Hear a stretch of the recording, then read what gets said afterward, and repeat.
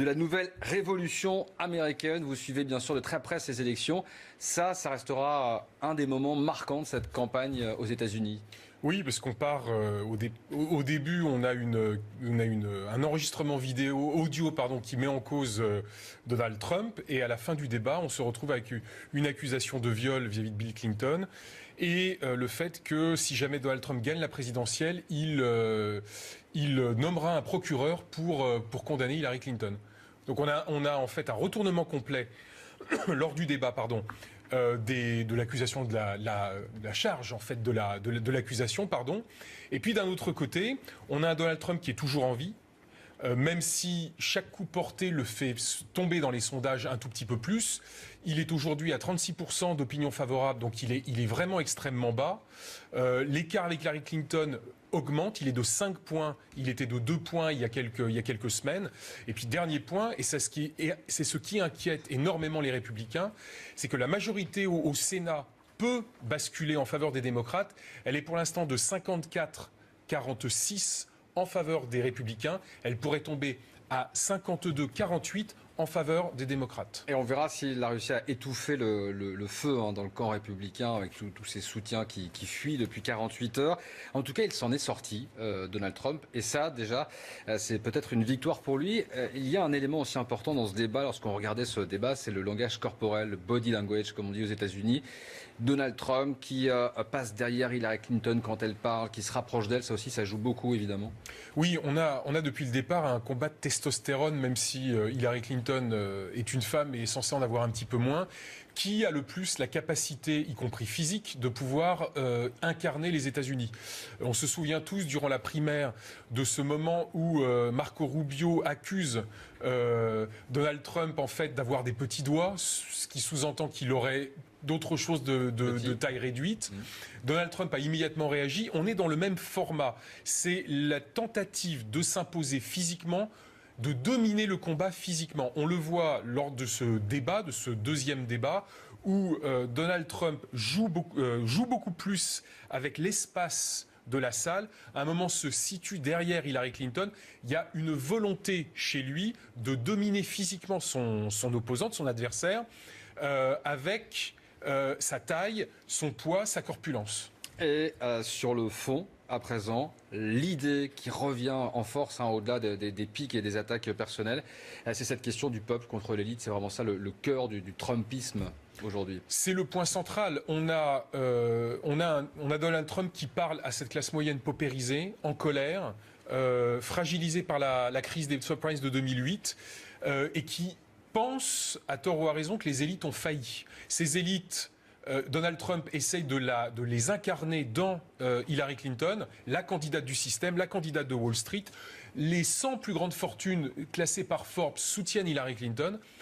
Est-ce que ça marchera ? En tout cas, il essaye de concentrer son attention sur ces 40% de l'électorat populaire qui le soutient encore. Et on suivra évidemment la suite. Il va y avoir des rebondissements encore aujourd'hui. Merci beaucoup Olivier. Merci d'avoir été avec nous. Je rappelle que vous êtes l'auteur de la nouvelle révolution américaine. On va en reparler, mais d'abord la météo avec Thierry Fréret. C'est parti.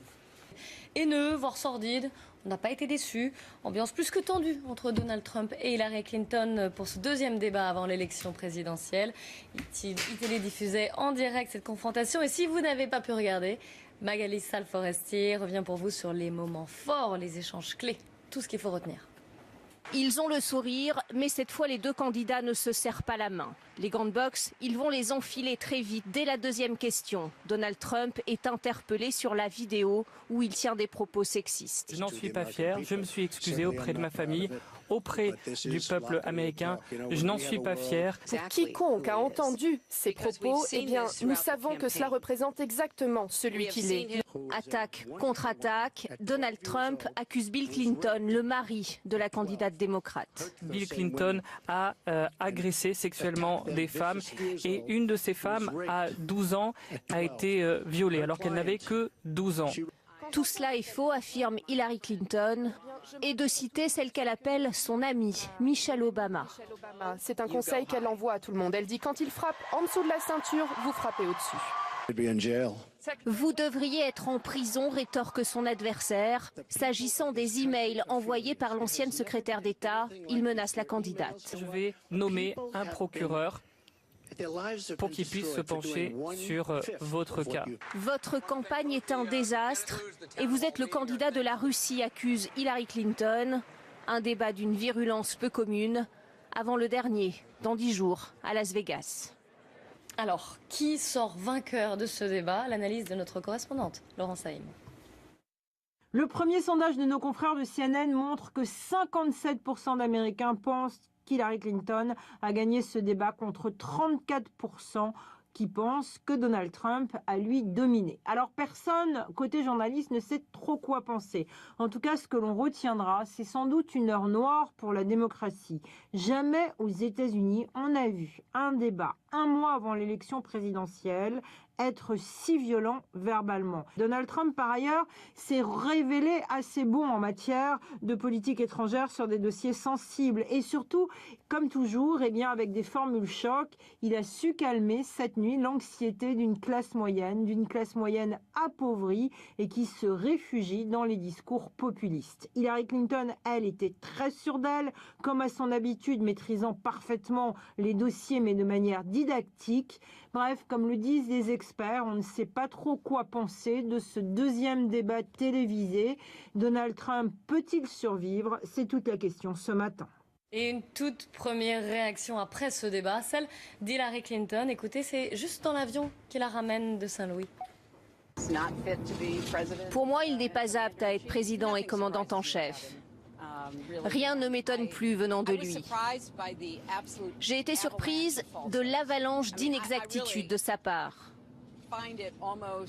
C'était inimaginable que quelqu'un puisse se tenir droit et proférer mensonge sur mensonge. Vous vous souvenez de ce sondage qui le plaçait comme le candidat le moins fiable? Il me semble qu'à 70%, il n'était pas crédible. Eh bien, je pense qu'il a dépassé ce pourcentage ce soir. Voilà, Hillary Clinton. On va en reparler bien évidemment de ce débat totalement surréaliste cette nuit avec Olivier Ravanello, avec Olivier Piton aussi à 7h30 dans le journal. Mais pour l'heure, l'actualité en France, c'est l'un des policiers agressés samedi au cocktail Molotov. D'Amérique. I'm Hillary Clinton. I'm Donald Trump. And I approve this message. And I approve this message. 23h18, un air d'Amérique depuis New York. Philippe Corbet, bonjour à vous. Bonjour. 5h18 chez nous en France. Vous venez de suivre le deuxième débat présidentiel entre Trump et Clinton. Philippe, il s'est terminé il y a une demi-heure à Saint-Louis, dans le Missouri. On s'y attendait, ça a été sanglant. Oui, la première demi-heure en tout cas. Je crois qu'on n'avait jamais vu un spectacle aussi consternant dans l'histoire politique américaine, même dans les regards, les attitudes sur scène, car cette fois, ils peuvent se lever et marcher, donc ils se croisent. C'est extrêmement tendu. Un instant, je me suis demandé s'ils n'avaient pas se battre comme des chiens. Ils ne se sont même pas serré la main au début, ils ne l'ont fait que brièvement à la fin. Comme on s'y attendait, Donald Trump accuse Bill Clinton d'abus sexuels sur des femmes que le candidat a d'ailleurs invitées dans l'assistance, où se trouve aussi l'ancien président. Alors ce sont des propos qu'elle tiennent depuis longtemps, il n'y a pas de révélation, mais Trump les ressort pour pouvoir dire à Hillary Clinton qu'elle devrait avoir honte d'avoir couvert le comportement abusif de son mari. À propos de la vidéo où on entend Trump tenir des propos outrageusement misogynes, il répond qu'il n'en est pas fier, mais s'excuse à peine, il minimise en disant que ce ne sont que des propos de vestiaire et tente de faire diversion à plusieurs reprises. Hillary Clinton revient dessus en disant que ça démontre que Trump est, je cite, inapte pour être président. Ces propos révèlent qui il est vraiment, ce n'est pas qui nous sommes en Amérique. Et puis Philippe, Trump a ensuite attaqué Clinton sur l'affaire des emails. Oui, je vous rappelle, les emails, dont certains confidentiels, qu'Hillary Clinton recevait sur un serveur privé lorsqu'elle était en charge des affaires étrangères. Des dizaines de milliers d'entre eux ont été détruits à son initiative. C'est son talon d'Achille, car depuis plus d'un an, ces vérités successives n'ont pas convaincu les Américains qui voient la confirmation qu'elle dissimule la vérité quand ça l'arrange. Donc Trump annonce que s'il est élu président, eh bien, il nommera un procureur spécial pour enquêter sur Hillary Clinton. Heureusement qu'il n'est pas en charge des lois de notre pays, répond la candidate. Et là, Trump reprend la parole et ça claque. Vous serez en prison. Trump a ensuite attaqué Clinton sur ses mensonges en disant que des documents piratés sur les systèmes informatiques du Parti démocrate avaient été révèlent des mensonges de Clinton. Alors là, Clinton dit que ce sont les Russes qui ont piraté, qui ont donné les documents à Wikileaks et que donc Trump est le candidat de Moscou. Elle attaque aussi d'ailleurs Moscou sur la Syrie en demandant une enquête pour crimes de guerre en Syrie et rappelle donc que Trump est le candidat de Vladimir Poutine. D'autres choses à noter de ces 90 minutes, Philippe? Je ne saurais pas par où commencer, mais juste pour vous citer un exemple de l'ambiance, Trump lui a dit à un moment donné qu'elle a le cœur, je cite, rempli d'une énorme haine. Vous voyez le niveau. Trump a confirmé d'ailleurs qu'il n'avait pas payé d'impôt fédéral pendant plusieurs années. Il n'a pas dit combien en ayant déclaré une perte de près d'$1 milliard en 1995. Et au fond, ce qui est frappant, c'est que Trump, qui joue sur sa personnalité, son personnage, son caractère, c'est là-dessus qu'il a construit sa carrière. Et ben quand on l'observe ce soir, il donne pas vraiment l'impression d'être combatif, moins que d'habitude en tout cas, mais plutôt dépité, comme une lassitude, comme s'il avait déjà compris au fond qu'il a probablement perdu et jeté sur la table ses dernières cartes de son jeu et pas les plus glorieuses. Même si dans la deuxième partie du débat, il était plus mesuré, plus calme, finalement, je vois pas bien quels électeurs nouveaux il a pu convaincre ce soir. Triste photo politique en tous les cas, ouais. Philippe Corbet, cette nuit aux États-Unis. On va relire tout ça bien sûr sur il était de 2 points il y a quelques semaines. Et puis dernier point, et c'est ce qui inquiète énormément les Républicains, c'est que la majorité au Sénat peut basculer en faveur des démocrates. Elle est pour l'instant de 54 audio qui met en cause Donald Trump. Et à la fin du débat, on se retrouve avec une accusation de viol vis-à-vis de Bill Clinton. Et le fait que si jamais Donald Trump gagne la présidentielle, il nommera un procureur. De la nouvelle révolution américaine, vous suivez bien sûr de très près ces élections. Ça restera un des moments marquants de cette campagne aux États-Unis. Oui, parce qu'on part au début, on a un enregistrement vidéo toujours en vie. Même si chaque coup porté le fait tomber dans les sondages un tout petit peu plus, il est aujourd'hui à 36% d'opinion favorable, donc il est vraiment extrêmement bas. L'écart avec Hillary Clinton augmente, il est de 5 pour condamner Hillary Clinton.